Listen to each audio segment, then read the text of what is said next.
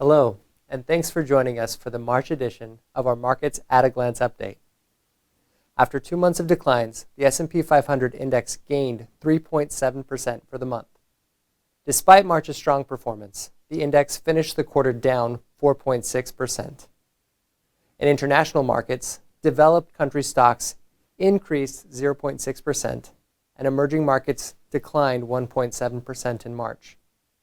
For the quarter, developed country stocks fell 5.9%, and stocks from developed countries declined 6.6%.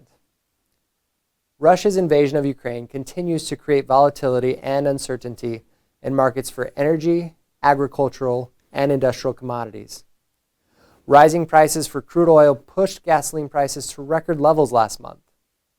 In response, President Biden authorized the release of oil from the U.S. Strategic Reserve to alleviate supply concerns.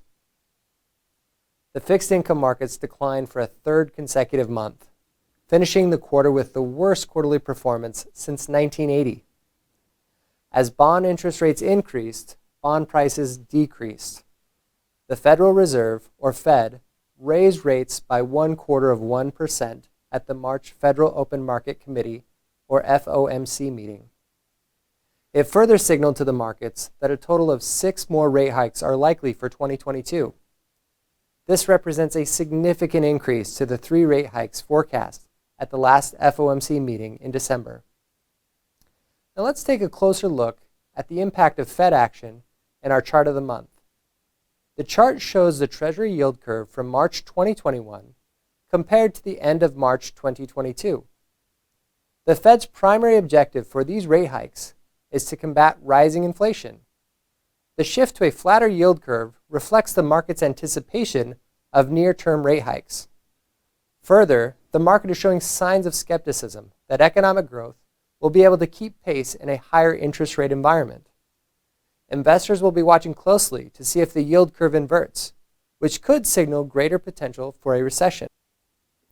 Inflation, as measured by the Consumer Price Index, reached 7.9% in February, the highest year-over-year rate of inflation since 1982.